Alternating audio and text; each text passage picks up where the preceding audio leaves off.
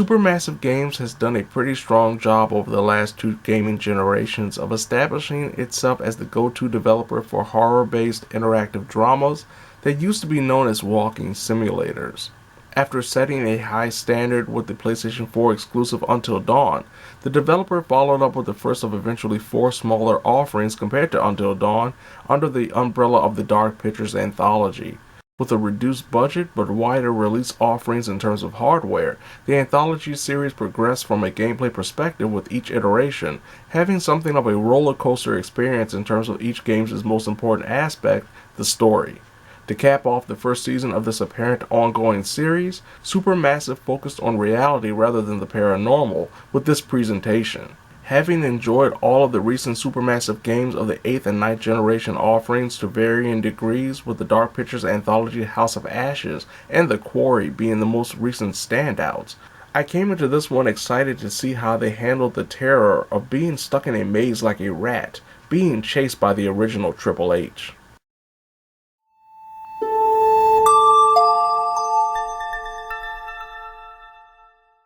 Like its predecessors, The Devil in Me gives gamers the ability to control 5 different characters during various sequences. Instead of being in the depths of the Middle East during the Iraq War's formative years, the Lonnet Entertainment film crew, consisting of director Charlie, on-screen star and reporter Kate, cameraman and Kate's former boyfriend Mark, lighting technician Jamie, and intern/gopher Aaron, present a television series focusing on famous murderers and murderers of America, covering H.H. Holmes and the hotel he crafted to become America's first documented serial killer. The crew are offered the chance to get a first-hand experience of the torment Holmes put his victims through while proclaiming the devil possessed him during the 19th century. It doesn't take long before a majority of the game's mechanics are introduced, from character movement to object interaction to performing quick-time events and story-defining choices, with the latter providing pathways to the game's various endings, including who lives or dies. During my first playthrough solo on the normal difficulty, I was able to surprisingly get everyone out of their potential grave alive, not including the glitch trophy for completing the story by myself, something that has never happened in any of the other Supermassive games. The biggest stumbling block for completing The Devil in Me if someone didn't pre-order the game is Curators Cut Mode being locked behind a pre-order paywall. The additional mode, usually reserved for subsequent playthroughs for players to see moments from the perspective of other characters, doesn't unlock because someone finished the story like it has in previous iterations if they didn't pre-order the game. To get all of the collectibles and a few trophies, Curators Mode is a must, and something gamers on the outside of the pre-order circle will have to wait until it either becomes available for free in 4 to 6 months, or find someone who did pre-order The Devil in Me to use shared play for an online playthrough while gaining everything needed for the Platinum Trophy.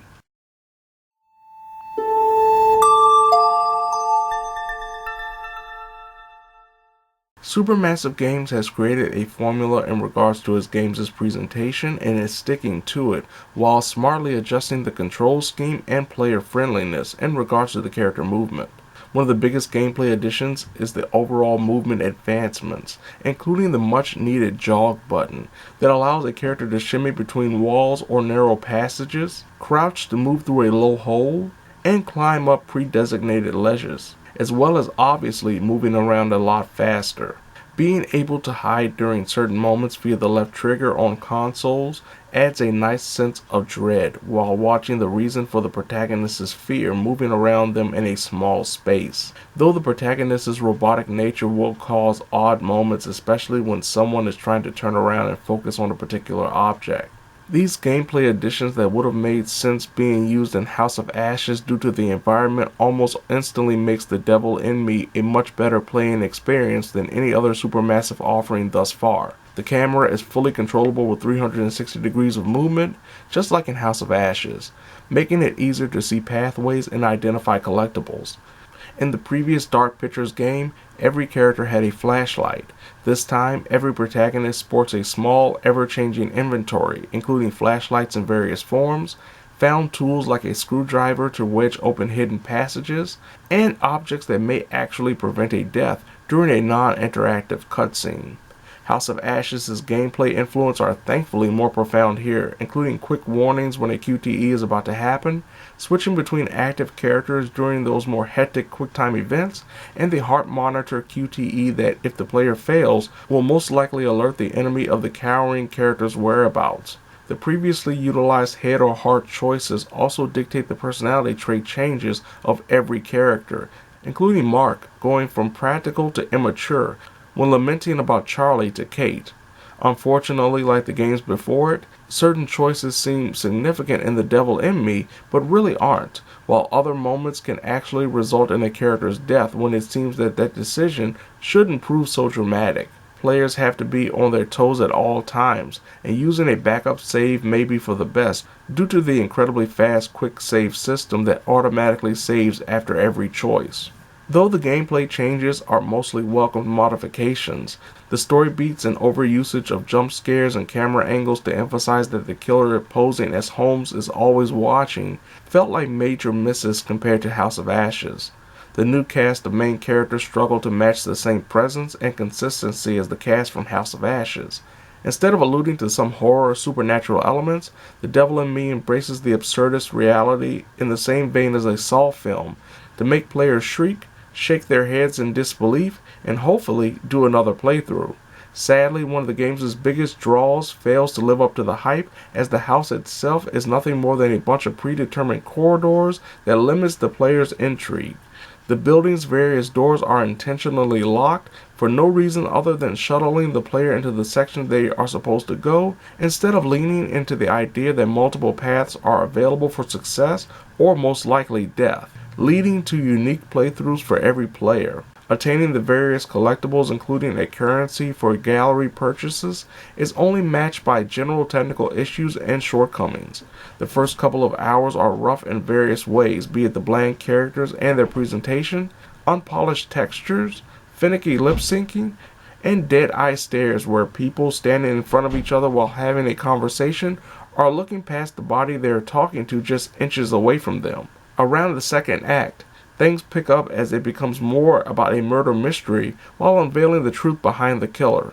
Depending on the amount of protagonists alive, the last act is either extensive and action-packed or woefully hasty, though the antagonist becomes more like Jason Voorhees than a jacked-up Jigsaw by the final 15 minutes or so. The co-op options from the previous Dark Pictures games return here. Having quick discussions or arguments over potential terrible choices can make for a memorable experience during movie night mode, where local players pass the controller back and forth. Shared story mode actually adds to the story, when playing online with a friend at certain moments are actually solely connected to shared mode.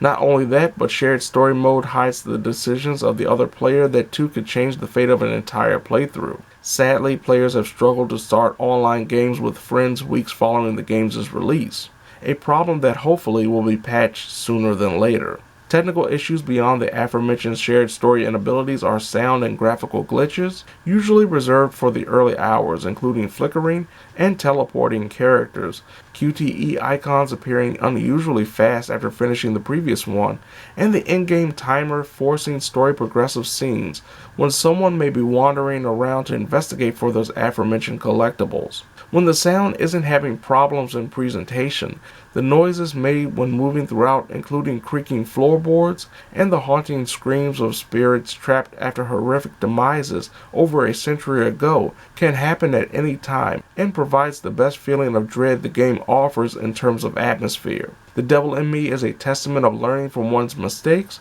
while creating different problems or failing to reach new heights when attempting to implement those learned practices. For all the gameplay improvements, an inconsistent narrative pacing, characters that feel too bland and or annoying initially, and a setting that could have been the most unique in any supermassive experience thus far, really hinders The Devil in Me from creating a new high point in the franchise, like House of Ashes did last year.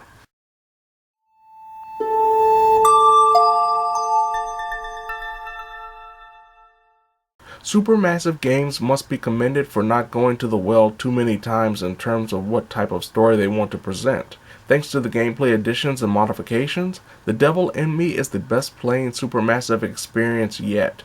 Unfortunately, the story and its setting may leave something to be desired, mostly due to how little the hotel actually challenges the player to stay on the path that doesn't result in death, relying on jump scares and the player unknowingly making the wrong decisions. Though the devil in me doesn't reach the heights of Height of Ashes, let alone the Quarry, it's still a strong enough experience for those who love these type of games. But only after the Curator's Cut is widely available and some patches clean up various technical issues. Gamers who didn't enjoy the previous entries or the genre as a whole won't find much worth enjoying here, but other gamers looking for a solid fright with the intent of replaying the game a few times either by oneself or with a friend won't be disappointed, like a boss hearing their employees talk trash about him, or discovering that one of those creepy mannequins is a lot more lifelike than expected.